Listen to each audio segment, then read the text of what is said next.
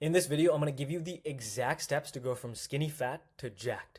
These are the same steps I follow to transform myself and my clients. So by the end of this video, you will have literally everything you need to make the same transformation yourself.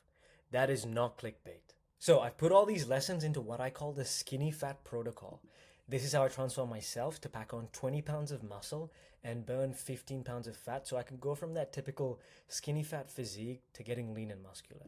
It's also how I help my clients melt 15 to 20 pounds of fat while growing lean muscle without having to give up any of their favorite foods or spend more than 3 hours in the gym per week in 180 days or less. So you're going to get the exact steps that I followed and that I teach to my clients, everything to do with nutrition, training, recovery, and also everything you must avoid. This is all the stuff that I just wasted years of my life doing that you don't need to do. Who is this video actually for? If you're someone that's sick of feeling lost and you just want to stop trying different training and nutrition programs, you're sick of all this stuff, you just want a proven blueprint that you can just take, implement in your life, and allow you to see results, right? You're someone that feels like your metabolism, your genetics are broken. You feel like there's something wrong with you because you've been doing the wrong stuff for so long. Well, I'm here to tell you there's nothing wrong with you. You've just been doing the wrong stuff, that's it. And I'll give you the right stuff you need to start doing. If you're also someone that wants to drop 15 or 20 pounds of fat, build lean muscle, and stay that way forever, not a few weeks, not a few months, forever, this video is for you. We're always focused on the long term. Who is this video not for? If you're someone that's just kind of waiting until your situation is perfect to start, till you have the most time, till you're not busy anymore, the thing is, you're always going to be busy. If you want to do this for the rest of your life, the best time to start is always right now. If you're someone that's just looking for a quick fix, right? This is not for you. This is going to take hard work, right? This is real change, and it is not a quick fix. And if you're looking for that, just skip off the video now. If you're not ready to allocate at least 3 hours per week to the gym, this video is also not for you. And if you're someone that just hops from program to program, you just commit for a few weeks and then you just move on to the next one, this is not for you as well. Like, you can have the best program in the world, but it doesn't matter for shit if you can't actually commit to it in the long term. Of course, you're not going to see any results. If you meet any of that criteria on this screen right now, click off the video because this video is not for you. Here's what I want you to understand, right? You can get fucking shredded while eating the food you love and spending 3 hours or less in the gym per week, all while keeping those results forever. Okay? That is not a fantasy. You can actually do that. But the thing is, most skinny fat men they're not capable of doing this because they're just confused on what to do. Because traditional fitness advice like bulking and cutting doesn't really suit skinny fat guys, because you're kind of in this weird zone where you've got belly fat, but you also got really skinny arms and legs, and you feel like you're just in the middle. Like, you're not skinny, you're not overweight or obese, you're just in this weird gray zone, and you feel like none of this advice actually suits you. And because of that, you're kind of confused on what to do in terms of nutrition, in terms of training to actually fix this issue. And a lot of the guys, they rely on like the quick fix method, just like some crazy crash diet or some crazy like 1,000 calorie workout plan, whatever it is. And they're obviously destined to fail doing that. And they don't follow the skinny fat protocol, which focuses on long-term change to get you those crazy fucking results that you can achieve and then actually maintain for the rest of your life. Don't worry, I'm not going to let that happen to you. I'm not going to let you stay stuck as skinny fat. Like, this video is what I wish I had years ago. So literally, like, all of those lessons I've learned for myself and from teaching everyone else, I'm giving that all to you. That person won't be you. You are not going to be stuck any longer. And what I want you to understand is there's no such thing as my diet has to be chicken, rice, and broccoli, right? There's no such thing. Like, sure, that's a typical bodybuilding diet, but it doesn't have to be like that. You can still eat the foods you love and get in shape and stay in shape. You don't have to take on someone else's diet entirely. You can keep your diet, make modifications to your diet to just make it better for your goal. And I don't want to hear you say, I have poor genetics, right? By the way, I used to say every single sentence you're seeing on the screen. I used to have the same exact excuse, but I've gotten past that. For a second, let's assume that you have bottom of the barrel genetics, right? The worst. You're probably not going to be the next Arnold or the next Sebum, but you sure as hell can lose all that excess fat and pack on a bit of muscle to make a big change relative to where you're at right now, right? That is if we assumed you have the worst fucking genetics ever, but the reality is you probably don't, okay? So this whole poor genetics thing, that is also just bullshit. You're feeding yourself. And there's nothing wrong with you. It can feel like you have poor genetics because you've been doing the wrong stuff with nutrition, training, and recovery. And the moment you fix those issues and you are on the right track, you're going to start making progress. There's nothing wrong with your genetics or your metabolism. Then, a lot of guys are like, I'm too busy. If you want to do this for the rest of your life, you have to realize you are going to be busy again at some point in the future, right? And if you think about it, the best time to do it is when you're busy. Because if you can do it when you're busy, you can do it forever. If you just start when the circumstances are perfect, when you have the most time, then when things get busy again, you'll just fall off. So actually, it is the best time to start if you're busy right now. Next thing, this won't work for me, all right? You got to realize you plug in the same inputs, nutrition, training, recovery, you get a very similar output every single time. You got to realize you are not special, and that is a good thing. That is a very good thing. So, I'll show you exactly how to lose 15 or 20 pounds of fat while growing lean muscle in 180 days or less. And if you want that person to be you, I'm going to show you exactly how I helped my client Yash do the same so he could go from a guy who was feeling self-conscious in any of the clothes he was wearing. He couldn't wear the tighter fitting clothes because his belly was poking through his t-shirt, like you can see here. And because of that, he didn't want to take any photos. He was self-conscious, understandably.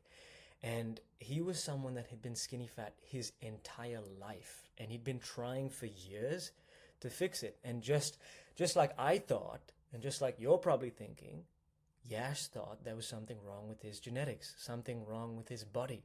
But in a few months' time, we were able to fix that.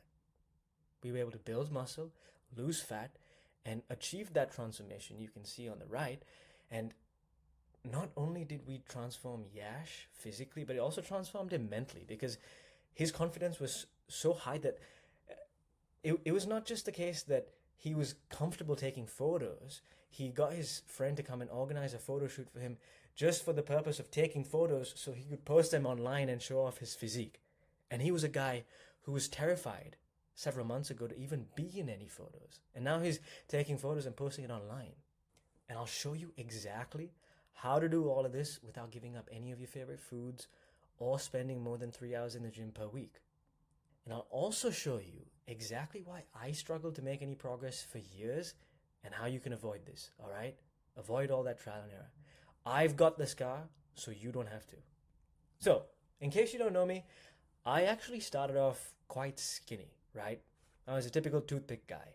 And I heard all this stuff about eat big to get big, so I went on a dirty bulk, just eating whatever was inside pretty much. And it was a very poorly executed nutrition program. It's just, following cookie cutter nutrition stuff, training stuff, and I progressively made myself more and more skinny fat, and I'd been working out for several years, but I didn't actually look like I'd ever picked up a dumbbell, and somehow I was even more self-conscious about my body. I had like the belly just fucking sagging over my pants now, and it was not a good look. I was still not confident.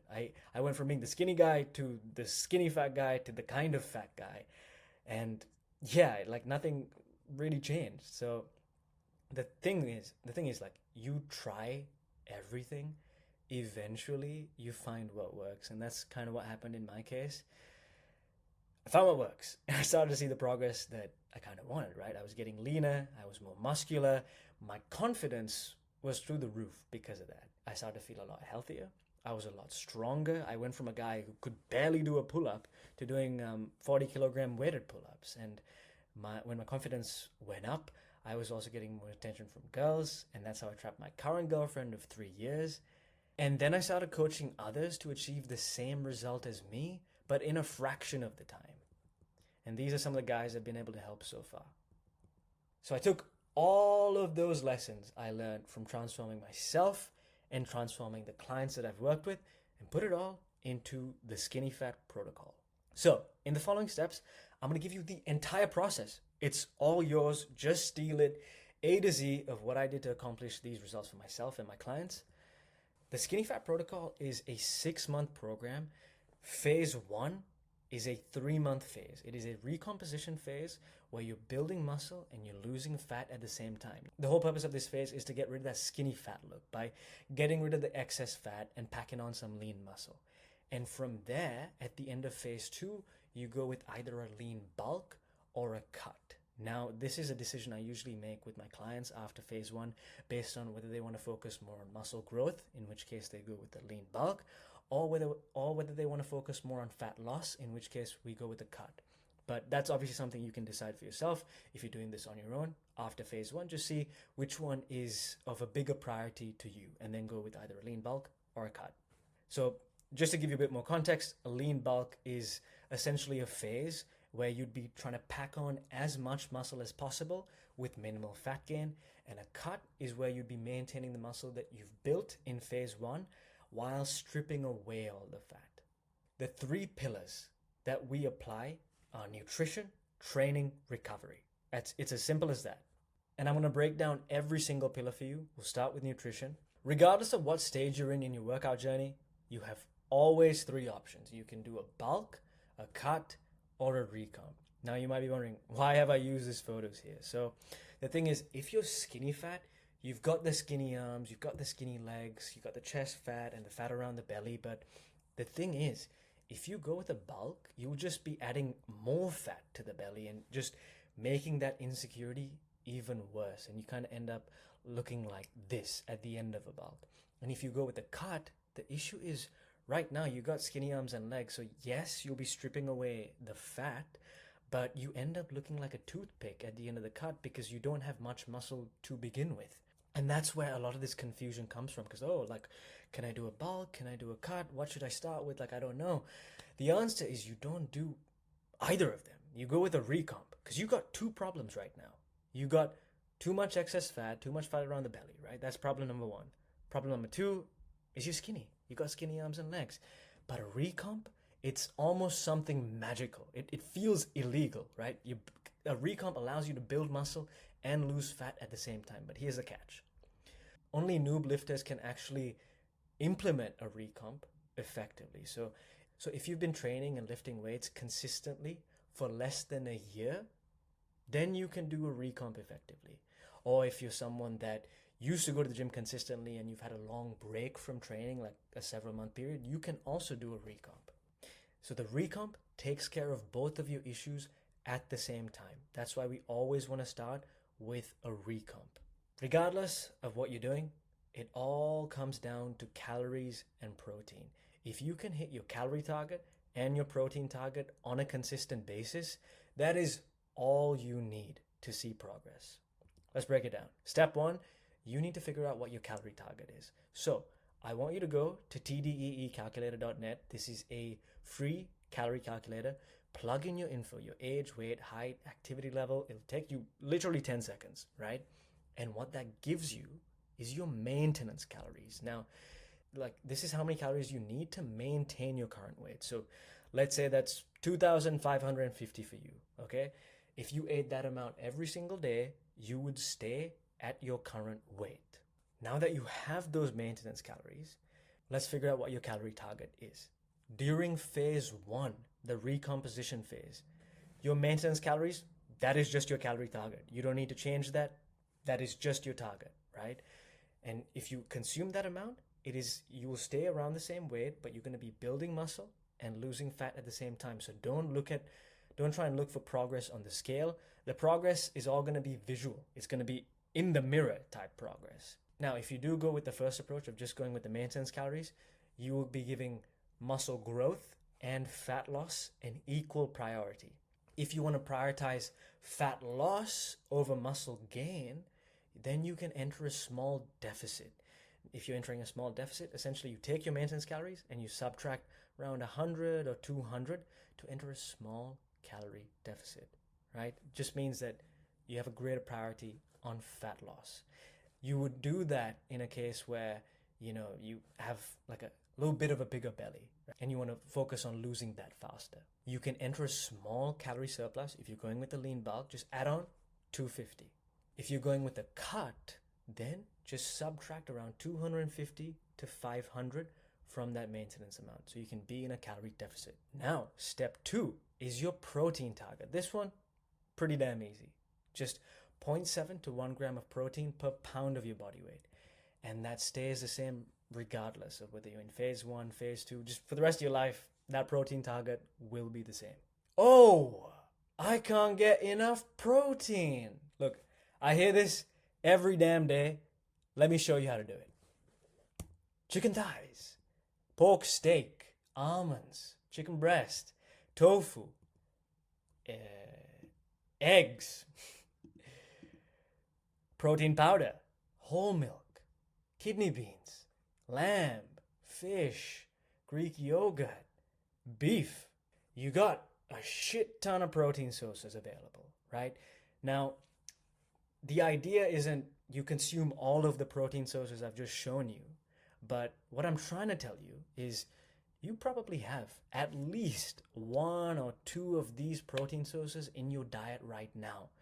The idea is you just have more of them. Just increase your portion sizes. And if you're someone weird who doesn't have any of these protein sources in your diet right now, get them in your diet, okay? At least 1, 2, or 3 of them, and just increase your portion sizes. You don't have to have all of these on the list. This is just to give you some idea.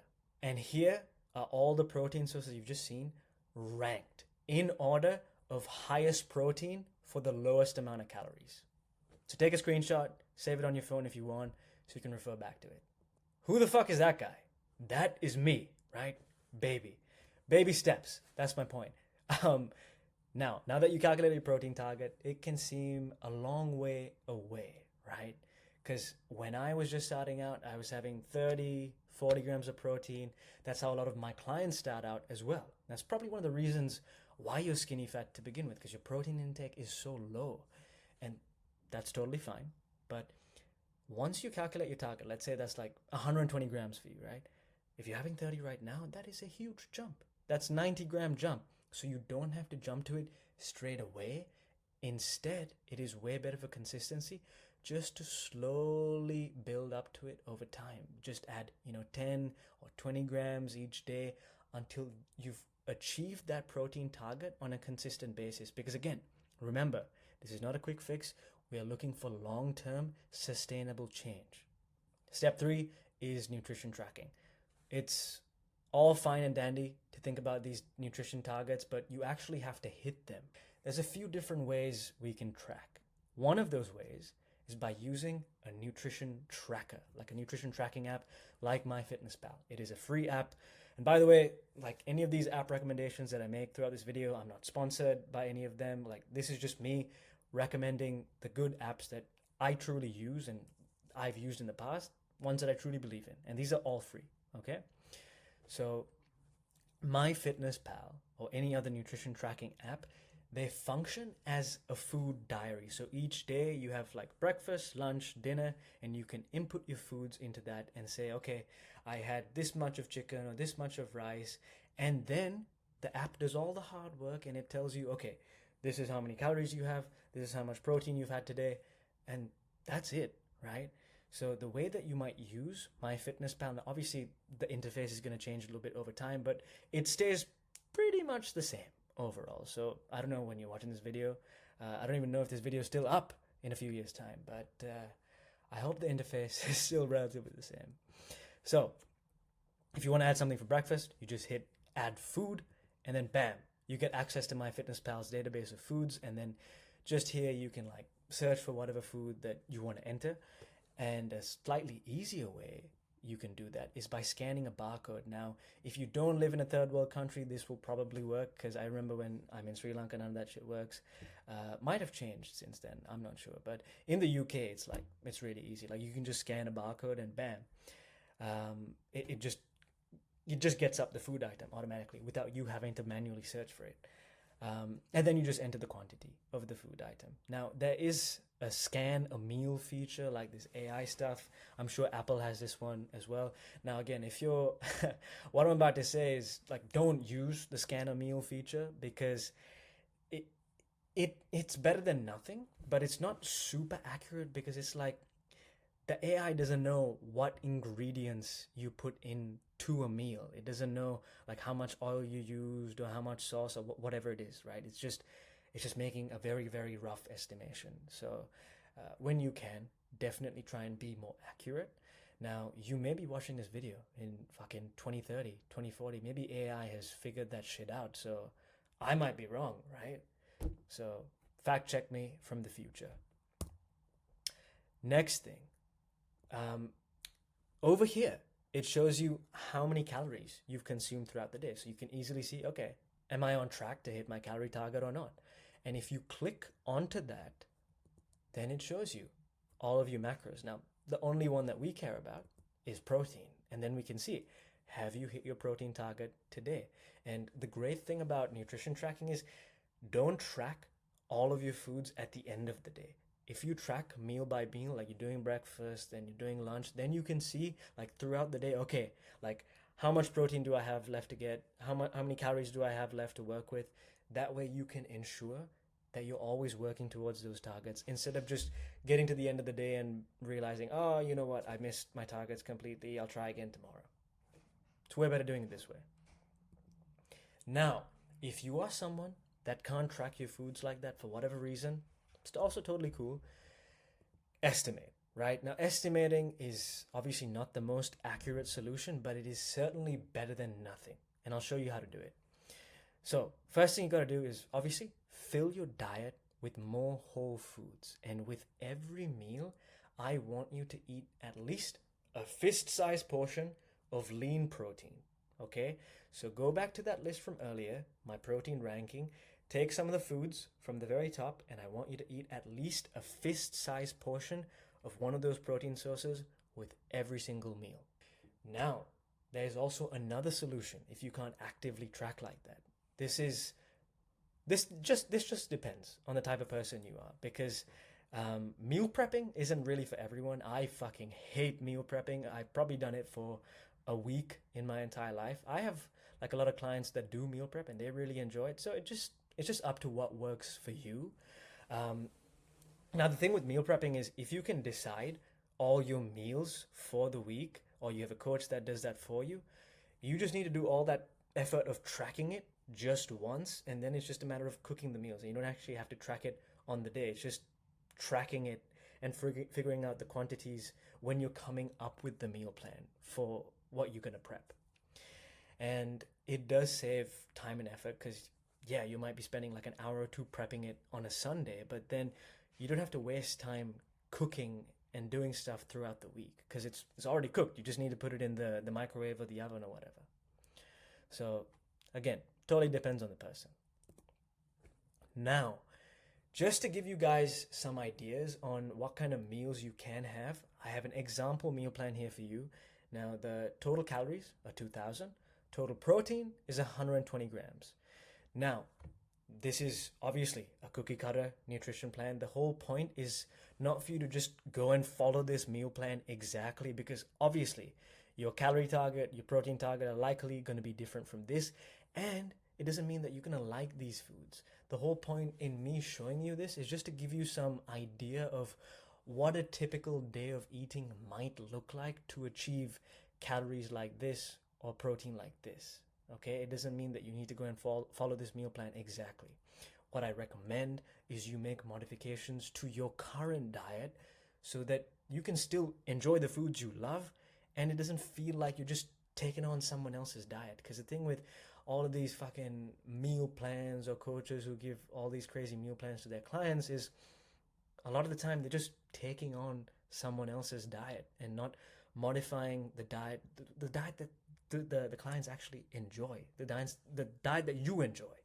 So, breakfast, eggs and toast, pretty damn simple. So I got the calories and the protein down here as well. Ingredients over here, keeping things simple. So I will just flick through these, take screenshots if you want to save this for later. Lunch, let me move my head to the top. Okay, there you go. Lunch, chicken pasta with veggies. Then we got dinner, fish wrap. We got a snack, peanut butter and banana toast. This one is fire. Okay, trust me on that. I've had this for a lot back when I used to be in uni many years ago. Then, example vegetarian meal plan. Same thing, calories a little bit higher, just 150 calories higher. Same protein.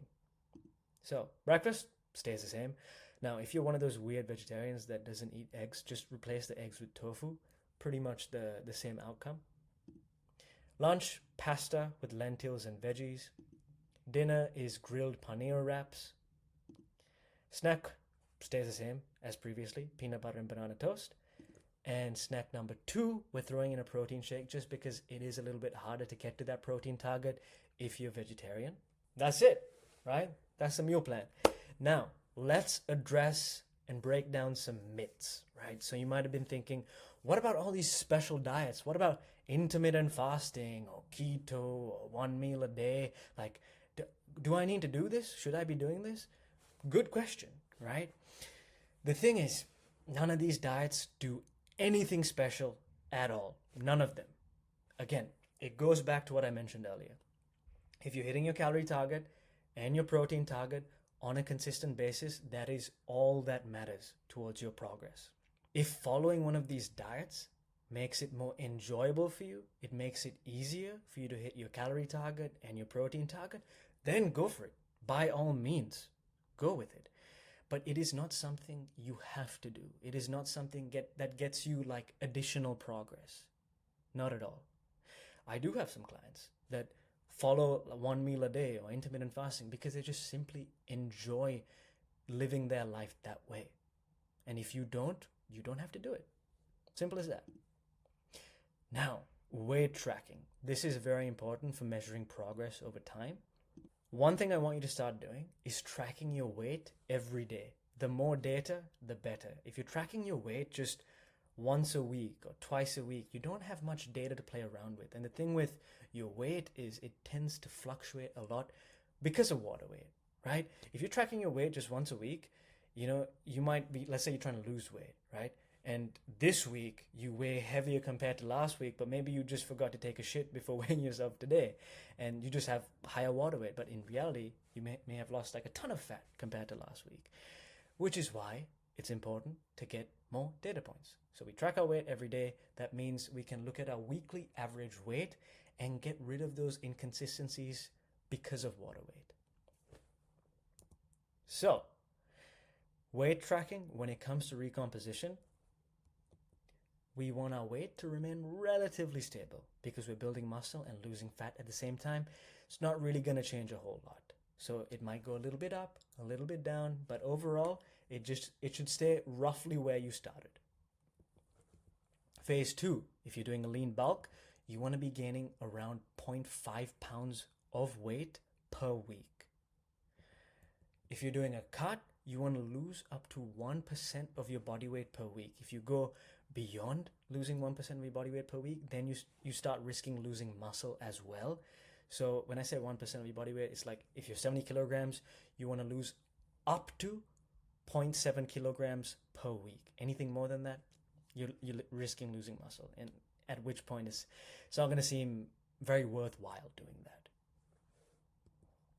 So this is what a typical weight graph is going to look like. And I want you to use a weight tracking app on your phone as well. Like if you've got an iPhone, Apple Health will have it, or Samsung Health or whatever. Just download literally any weight tracking app. All of them do it the same.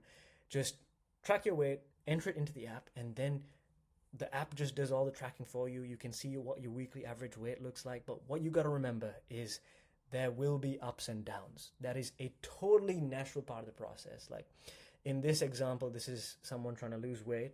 You can see There's ups and downs every single day. But what matters is the downwards trend in the long term. The weight is going down. That is what matters, okay? So don't stress yourself about these ups and downs in the short term. That is to be expected. That will happen. Now, that is everything to do with nutrition. Let's move on to training. Firstly, we gotta address the elephant in the room. You don't need cardio for this transformation, right? A lot of you guys have been doing cardio repeatedly to try and make that transformation. Yes, you might be losing weight, but if you're just doing cardio, you're losing both fat and muscle. So you'll still stay skinny fat, except you'll just be a smaller version of yourself, which is arguably worse. But look, I have nothing against cardio. Cardio is great for your overall health, but you can still have cardio in your routine. Your main focus, though, should be following a bodybuilding focused plan. That is how you're going to signal to your muscles that they need to grow. And that is the main thing you're missing with this transformation. First thing we got to figure out is the frequency that you're going to be hitting the gym, right? I want you to actually look at your calendar, look at your schedule, find out which days and at what times you can realistically go to the gym every single week. I know it is exciting, especially if you're at the beginning of your workout journey, to be like, I'm gonna go to the gym 6 times a week. I want to see progress as fast as possible. But look, let's be realistic. See what you can stick to in the long term. If it's like 2 times a week, whatever, you can stick with that for several weeks. Once you're consistent, then you can bump it up to 3 times a week, right? Figure out what is realistic for you. And once you have that, you can use a training plan that is specific to that frequency. Now, I'm just going to give you the training plan to follow. You can use the exact same training plan both for phase 1 and phase 2. Now, obviously, when I'm working with my clients, we make quite a bit of changes with the training plan going into phase 2. But in your case, just using the same training plan is totally fine. You got to work with what you got. So if your frequency is 2 times a week, this is the plan to follow. As you can see, we have workout A and workout B. Both workouts are a full body workout. You have the exercise name over here, the muscle groups that we're going to be working with that exercise, how many sets we're going to do, and how many reps for that. If you're doing this, if you're following this workout plan, this is the example usage. So Monday would be workout A, Friday would be workout B. You don't have to have it on those days themselves. Just have at least 1 day of rest between the workouts. That's it. And if you're unsure about how to do any of these exercises, just search them up on YouTube. Then, if you're going to the gym 3 times a week, it is the same workout plan, just a slightly different structure. Monday, workout A, Wednesday, workout B, Friday, workout A again. You're just alternating between the workouts and again, having at least 1 rest day between the workouts. In terms of training technique, like I mentioned, YouTube is your best friend. When you get in the gym, you don't really know how to do a lot of these exercises, which is totally fine. We all started from somewhere. I was the exact same. And what you want to do is take your phone and record yourself doing these exercises and compare your form to the technique you can see in the YouTube video. And if you're scared of showing up to the gym and doing these exercises, watch the YouTube tutorials at home. You can even try and practice it from home to gain that little bit of confidence before going to the gym and doing it there. But the idea is always compare your form to the YouTube form and see how you can improve it. Now, if you do work with a coach or you have someone that is a little bit more experienced with this kind of stuff, send them your form videos so you can critique the form. This is what I do with my clients so I can help them get their technique better and better every week. Now, this is one of my clients, Vignesh. This is how he was starting with pull-ups at the very beginning. Like, as you can tell, his form is a little bit all over the place, which is totally fine because this is the first time he's doing the pull-up, right? But then, after weeks of improving, his form got better.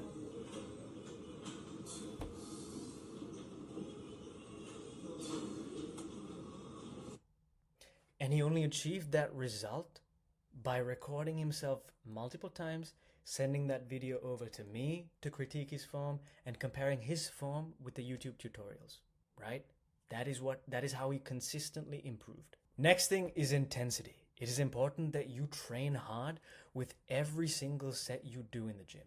I trained like a pussy for a long time, all right? And you will probably train the same at the very beginning, which is totally fine. Like, you got to get into it. You got to actually familiarize yourself with the exercises before you can push your limits. So the first, 1 or 2 weeks, totally fine. Just focus on technique. But once you got the technique dialed in, I want you to bump up the intensity, right? Start training hard. Now, what does training hard actually mean? I'll show you. One thing you got to focus on is the face test.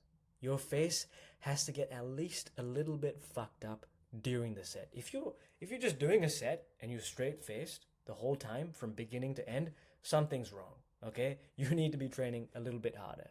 Now, pay attention to what my face looks like during the set of incline press. So this is like towards the middle of the set already, and you can see my face is kind of messed up right now.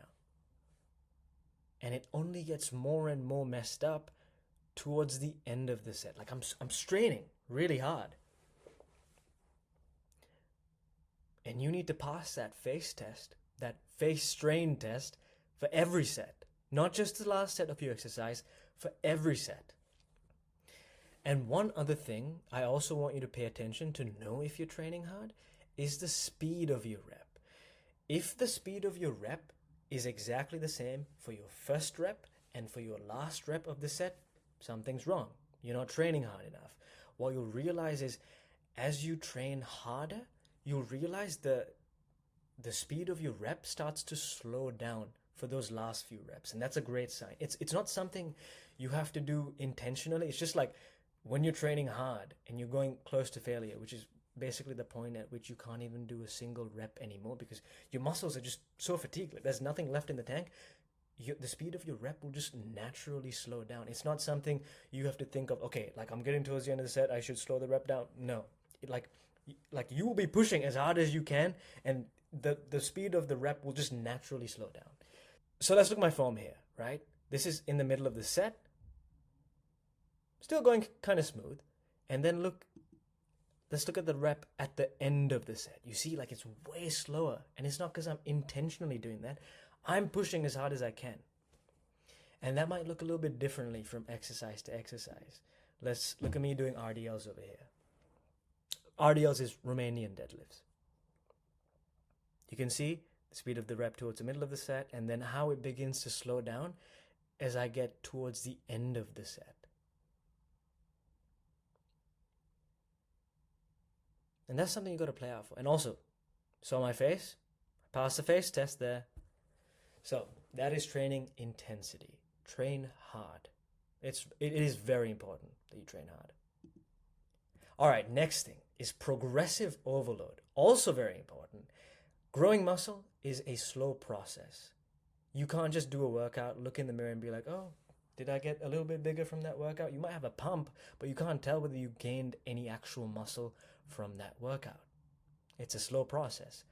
But what you can know is whether you've been gaining strength. And that's what progressive overload is about. It's about doing a little bit more than you did last time, challenging yourself a little bit more than you did the previous week. Because as your strength goes up, that is a very good indicator that your muscle size is also growing. Now, progressive overload is also how you get strong as shit. So when I first started, this is, I think, towards the middle of my workout journey,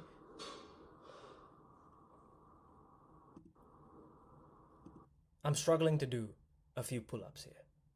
But I showed up and I consistently did more reps of pull-ups every week. Sometimes it didn't go up, and eventually I started using weights and I moved on to weighted pull-ups, and I added a little bit more weight every single week.